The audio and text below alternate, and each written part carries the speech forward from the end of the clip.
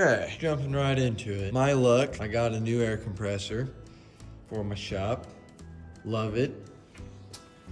Bought a cheap hose to go with it. And if you see my duct tape job, it's already blown out. It happened about a week after I bought the dang thing. So, we have a replacement. Gonna use this thing. Put it up. Hopefully it's a lot better of a deal. I hate these little things. No text. If you hear me saying something to the name of text, that would be that'd be the dog, new dog.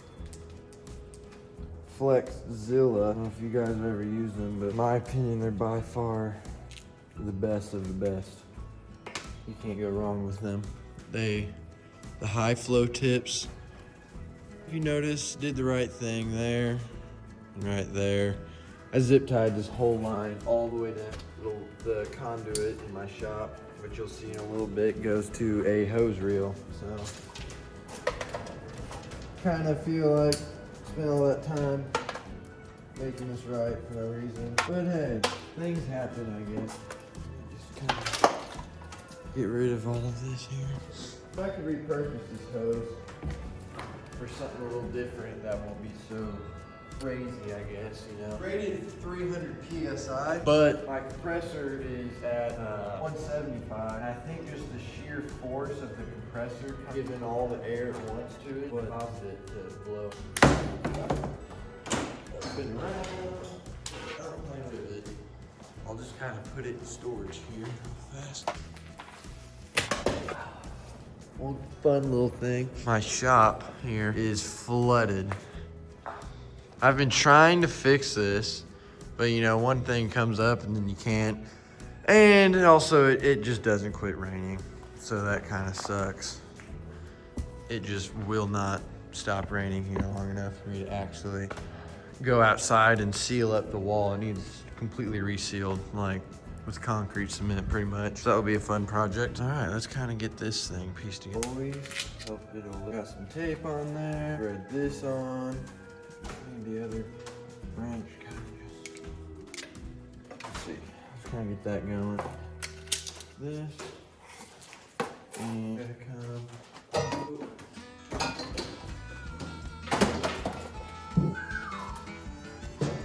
I think this thing would use too much Teflon.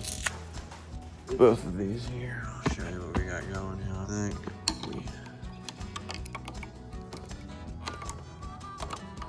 good. That just kind of goes in. Show you what I was talking about. Last one, you know, I had a ton of excess, but now it's kind of, this one's kind of dangling here, you know? Good. Nice. Yeah, that's work.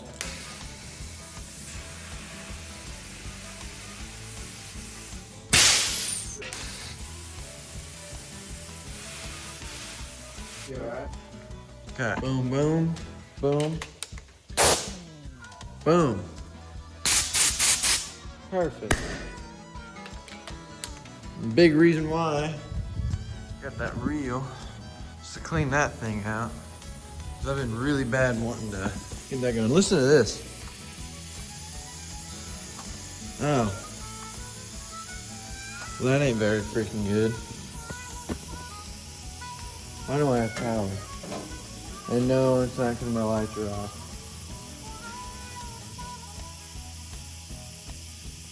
The main isn't tripped.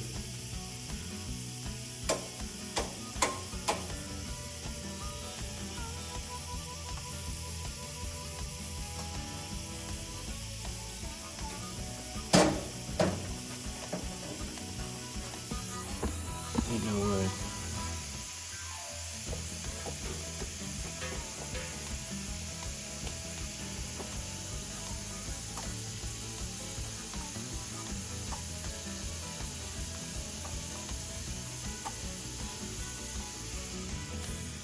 Yo, is my compressor fried? No, frick. Dude.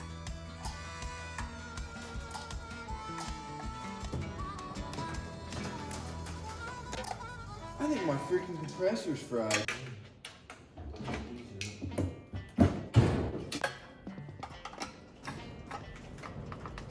That thing looks wrong, because that's just a contactor switch. It springs the connector up. I have enough tension. I think it's adjustable, you know? That works. I'll kind of show you. So this is just an actuator that goes up and makes that piece right there make contact up top. And then it distributes the power. But it's like, I don't know if it needs. Oh, that's freaking weird, dude. Wait, she's hot. I guess the next thing I can try. I hardly ever freaking do this crap, dude. Green and black, there's 120 volts going through. For some reason, when I flip that, the top side isn't. We're not getting any contact. Interesting. Ring screw. So what I just did was down in here, the ground wire. Man, this is really tricky to show you.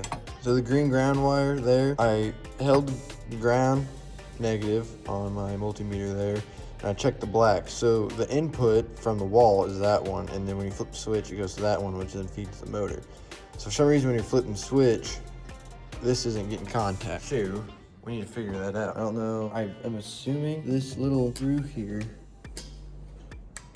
has something to do with it. I feel like it might need to. Dude, right here. I don't know. The only reason why I'm messing with this is because I know if I take this thing in or call or whatever, it's gonna freaking be 8 billion years before they can come do something with it. I'll show you guys here. See if I can get a good angle. So if I do AC, see, we're getting voltage, and we have none on the top side when we flip the switch. Switch is on, still nothing, but there is still power. So I don't freaking know. When I plug it in right now, like, it should kick on. I had that back. Okay, so there's like a little extra switch there.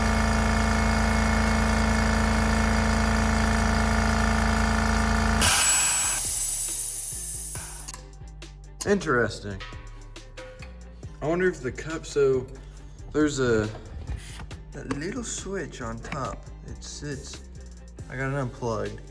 This guy, see, it clicks. When you flip it back up, see how it pops? So I'm wondering if there's something kind of weird. It's that other, wow. They have that freaking cylinder. What? This stuff right here says turn clockwise to increase cut. There you go. A little more. Hold up.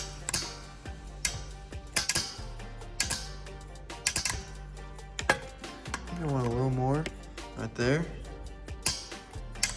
Yeah. I think I want to loosen the cutout.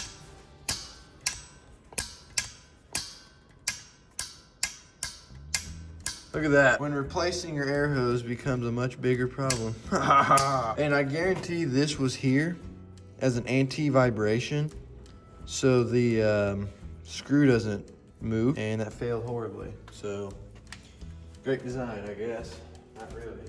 But I'm thinking that's why that was there.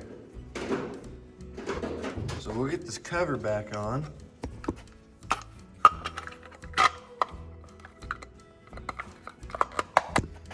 Okay. Get my little screwdriver here. There. All back in. It's in the off position. Now we kick it on. That works.